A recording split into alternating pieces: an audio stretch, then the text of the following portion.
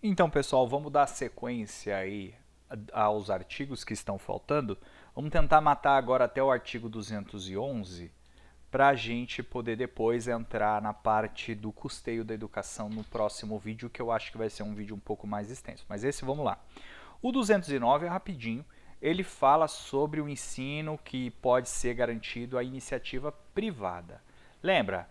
No Brasil, nós vivemos um modelo em que as iniciativas do Estado e a iniciativa privada, os particulares, podem trabalhar em conjunto. Né?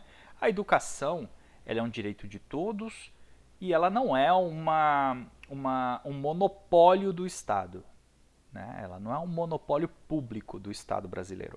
Ela é uma questão que o Estado tem que atuar, a educação é uma obrigação do Estado, mas ela é livre à iniciativa privada de também explorar essa atividade economicamente. É claro, a iniciativa privada pode atuar na educação. A gente sabe, nós temos creches privadas, educação infantil privada, ensino fundamental, ensino médio, universidades, etc. Só que para que a iniciativa privada entre no ramo da educação, ela precisa atender algumas condições. Quais são essas condições? Ela tem que cumprir normas gerais da educação nacional, então existem todo um regulamento, um conjunto de normas, né? Lei de diretrizes e bases, os regulamentos, o ECA, toda a legislação que se envolve diretamente com a questão da educação, a iniciativa privada também vai ter que cumprir. Vai ter que cumprir naquilo que tange a ela. Só que também, e é aqui que talvez a sua prova possa pegar, é a questão da autorização e avaliação da qualidade. Como assim? Se a iniciativa privada quer atuar no ramo da educação, para que essa atividade funcione, ela necessita de uma autorização do poder público e de uma avaliação se aquela instituição está em condições de qualidade de prestar o serviço. Mas o mais importante aqui eu acho que é a autorização. Porque as perguntas de concurso podem querer te pegar aqui. Vai falar assim, a iniciativa privada pode explorar a atividade educacional, pode atuar na área da educação sem necessidade de autorização do poder público. Não, precisa da autorização do poder público. Tá certo? Precisa, é obrigatório. A autorização para uma escola, vamos pensar básico, uma escola de educação infantil, para que ela funcione, ela não basta abrir as portas e chamar as crianças, venham a mim. Não, ela precisa da autorização do poder público. Tá? A pergunta pode ir no sentido oposto. Não precisa de autorização. Mentira, precisa sim. Essa questão estaria errada. Nos simulados vocês vão ver. Quando a gente for fazer alguns simulados, vocês vão ver como que isso aparece. Aqui, o artigo 10. O artigo 10 ele fala sobre o conteúdo mínimo, né? Sobre o conteúdo programático da educação. Né? A gente sabe que existe lá todo a grade curricular das escolas, do ensino. Vocês que são da área da educação devem entender mais, mas quem vai prestar assistente a gente não deve conhecer tanto isso, mas existe essa questão dos conteúdos mínimos. Se a palavra fala mínimo, significa que eu posso ir além disso. Né? O currículo ali, o conteúdo mínimo, é aquele que é o mínimo obrigatório, que a escola, que as escolas, que as instituições de ensino, que as instituições de ensino devem cumprir. Agora pode ir além disso também, por isso que se chama conteúdo mínimo. Né? Ensino fundamental de maneira a assegurar a formação básica, comum, respeito aos valores e tal. Vamos ver os parágrafos. Ensino religioso. Como é que fica essa questão do ensino religioso nas escolas? É permitido? É permitido, está aqui na Constituição. A Constituição autoriza o ensino religioso. Só que esse ensino religioso ele é facultativo. O aluno não é obrigado, ele pode participar do ensino religioso. Ele não pode ser obrigado. Então a matrícula ela é facultativa. Então as instituições de ensino podem oferecer o ensino religioso, desde que ele não seja obrigatório, tá certo? E a pegadinha da prova pode cair aqui. Falar que não, que é de matrícula obrigatória. Não, não é de matrícula obrigatória. É de matrícula facultativa. O ensino religioso é facultativo. 2. O ensino fundamental regular será ministrado em língua portuguesa. É a nossa língua oficial. Nossa língua oficial é a língua portuguesa. Então, dentro das instituições de ensino regular, do ensino fundamental regular, todo esse ensino ele tem que ser ministrado em língua portuguesa. Por que era um problema? Por que isso está aqui na Constituição? Porque antes, em algumas comunidades de imigrantes, por exemplo, no sul do país, que tinha as comunidades alemãs, as escolas daquela região, como era formada predominantemente por imigrantes, funcionavam na língua materna, né, na língua deles, na língua alemã. E isso começava a gerar um problema grave para um sistema de educação em nível nacional, né? Se pensar num currículo nacional. Isso não quer dizer que as particularidades daquela região não possam ser trabalhadas. Lembra? Nós temos um conteúdo mínimo, mas pode ter coisas que vão além. Mas é importante que, se nós estamos dentro do nosso território, a educação seja dada, seja feita, seja ministrada na nossa língua, que homogeneiza o nosso país, a nossa cultura. Tá? Mas que pode ter a mais, mas desde que tenha esse conteúdo mínimo em língua portuguesa. Mas a Constituição garante às comunidades indígenas que elas também se utilizem da sua língua materna e processos próprios. Né? É assegurada às comunidades indígenas também, quer dizer, além da língua portuguesa, ela também pode preservar a sua língua de origem, a sua língua materna. E também os seus processos próprios de aprendizado. Não precisa seguir necessariamente os processos de aprendizagem de uma escola na cidade, por exemplo. Tá? Então as pegadinhas podem cair aqui em cima de vocês, as questões. O 11, ele fala do Pacto Federativo, né, sobre a educação. O que é o Pacto Federativo? Nós vemos uma federação. União, Estados, Distrito Federal e municípios, cada um tendo a sua competência em todas as matérias, inclusive na educação. Aqui vai falar qual que é a competência da União, qual que é o papel. Competência, pensa qual o papel, né? Vamos simplificar a ideia. Qual que é o papel da União quando se trata do assunto educação? Qual que é o papel dos estados, dos governadores com relação à educação? Qual que é o papel dos municípios com relação à educação? Então nós vamos pensar nela aqui no artigo 11, que é um pouquinho extenso, mas vamos lá. Organizarão em regime de colaboração. Então não é em regime de exclusividade, não é em regime de separação, é em regime de colaboração, ou seja, a educação, quando eu penso no papel tanto da União, do Estado, Distrito Federal e municípios, eu tenho que pensar que tá bom, cada um deles vão ter os seus papéis, mas esses papéis devem atuar em um regime de colaboração. Vamos pensar no dinheiro. Como é que chega o dinheiro? Como é que custeia a educação? Num regime de colaboração, porque o município capta impostos, o Estado capta imposto, a União capta impostos. E aí, como é que a gente faz para que tudo isso funcione do ponto de vista do financiamento? Tem que ser num sistema de colaboração, e não de exclusividade, e não de autonomia, é de colaboração. Tá? Vamos lá, a União, então está falando aqui da União, governo federal, né? Vamos lá. Organizará o sistema federal de ensino e dos territórios, quando a gente tinha territórios, hoje a gente já não tem mais, mas se vir a ter novamente um território, como era Fernando de Noronha, hoje Fernando de Noronha não é mais um território. Hoje, Fernando de Noronha, se eu não me engano, faz parte do estado de Pernambuco, mas antes era um território. Quem era responsável por Fernando de Noronha era a União, era o governo federal. Hoje é o governo do estado, se eu não me engano, de Pernambuco, mas esse é um detalhe. Financiará as instituições de ensino, então financiará, ela vai fornecer graninha, dinheirinho, as instituições de ensino público federais, os institutos, as escolas federais, os institutos federais, e exercerá em em matéria educacional, função redistributiva e supletiva. O que quer dizer? Que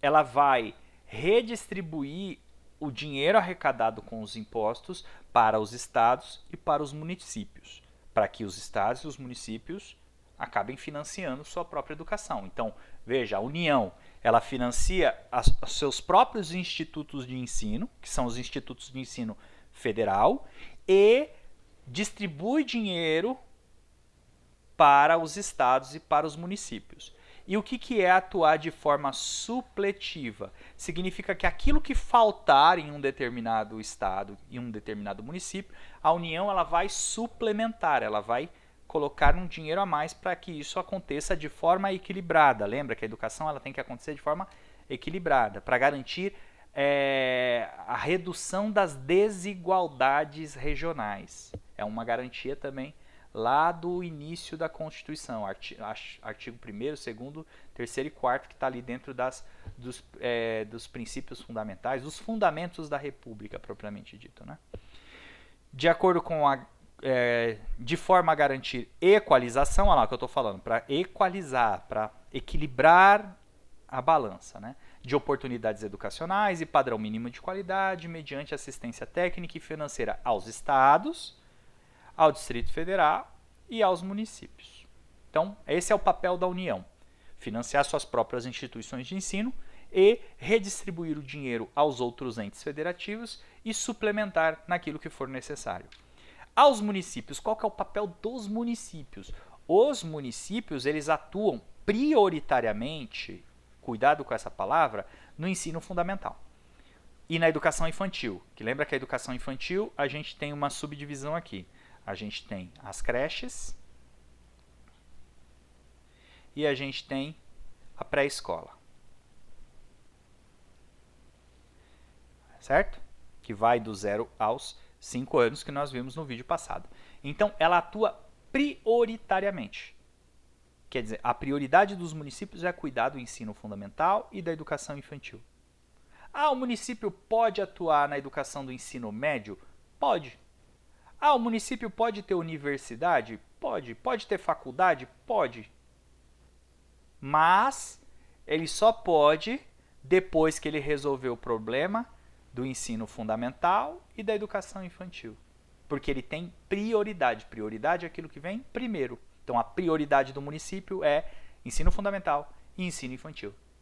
Certo? Cuidado com a prioridade, porque a questão pode tentar te enganar, falando assim: os municípios atuarão obrigatoriamente no ensino fundamental e no infantil. Exclusivamente no ensino fundamental e no ensino infantil. Não, não é exclusivamente. É prioritariamente. Os estados e o Distrito Federal, eles atuarão prioritariamente no ensino fundamental e no ensino médio. Então, os estados e o Distrito Federal, eles têm obrigação de atuar prioritariamente no ensino fundamental e no ensino médio. Mas é exclusivo? Não, não é exclusivo. O estado pode ter faculdade, pode ter universidade. O estado também pode atuar em ter creches, tem educação infantil. Lógico, pode. Só que ele tem uma prioridade, que é o ensino fundamental e o ensino médio. Na organização de seus sistemas de ensino, a União, os estados, Distrito Federal e município, ou seja, todos os entes federados, definirão formas de colaboração. Formas de colaboração, tipo, como que nós vamos, estados, municípios e União, como é que a gente vai colaborar, que lembra que o sistema ele é colaborativo, para assegurar a universalização, a qualidade e a equidade do ensino obrigatório. Então, tudo isso tem que ser assegurado. Lembra que nós temos diferenças regionais, nós temos diferenças de um município para o outro. Como é que a gente garante uma equidade de qualidade de ensino dentro dessas regiões que são tão diferentes? Então, é preciso... A Constituição, ela fala isso, cara, cria um sistema de colaboração. Sentem juntos aí, criem um sistema de colaboração para poder fazer com que a qualidade e a universalização seja de forma igualitária. Quinto, a educação básica pública atenderá prioritariamente o ensino regular. Ó, o ensino regular é o ensino fundamental e o ensino médio e o ensino infantil, se eu não me engano também, né? Ele entra também aqui no ensino regular. Ele é aquele ensino obrigatório e gratuito dentro das instituições públicas. Então, ele vai atender prioritariamente. Quer dizer, a educação pública pode ter faculdade? Pode, nós temos universidades públicas, nós temos faculdades públicas, nós temos uma série de outras institutos de pesquisa e etc.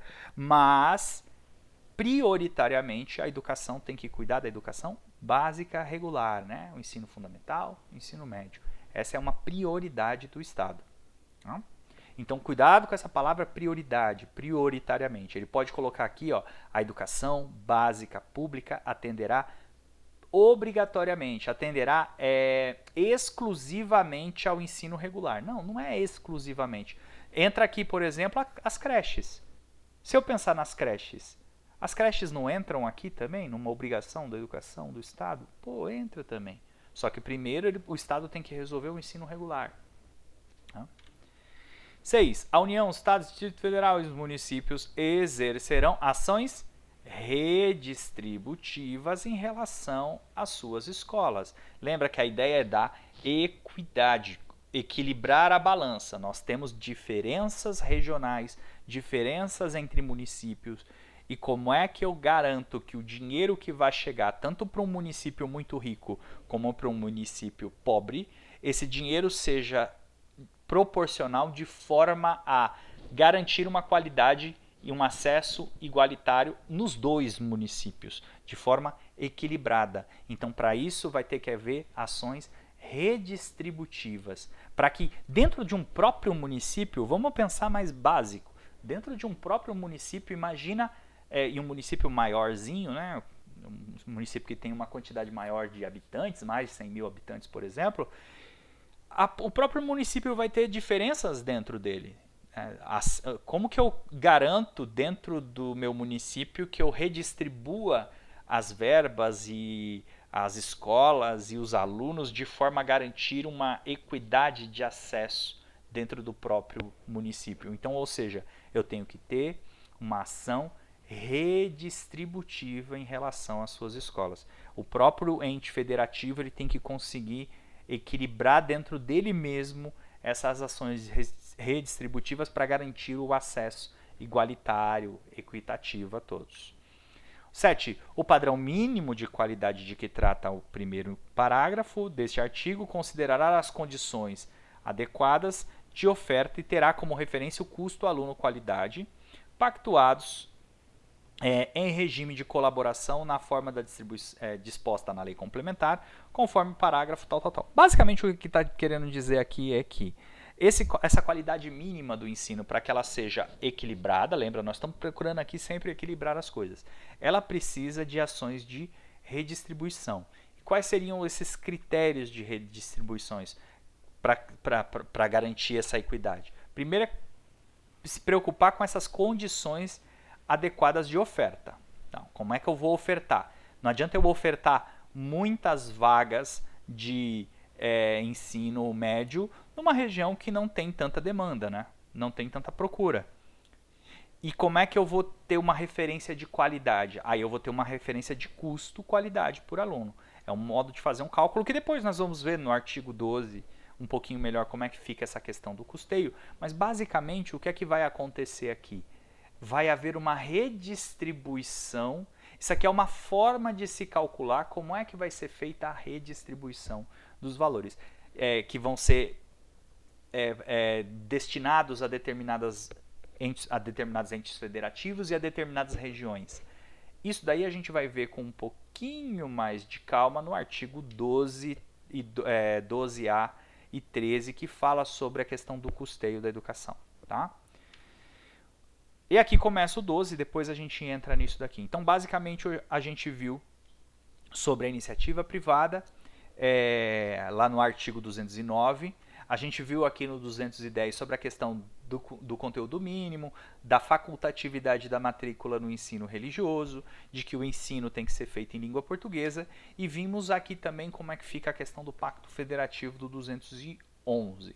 Para o seu concurso, isso a leitura disso daqui, a compreensão de quais são as ideias essenciais, já é o suficiente para você resolver a maioria das questões, se não todas as questões que podem cair com relação a isso. No próximo vídeo a gente já entra aqui no artigo 212, que vai falar sobre a questão do custeio da educação nacional. Até mais.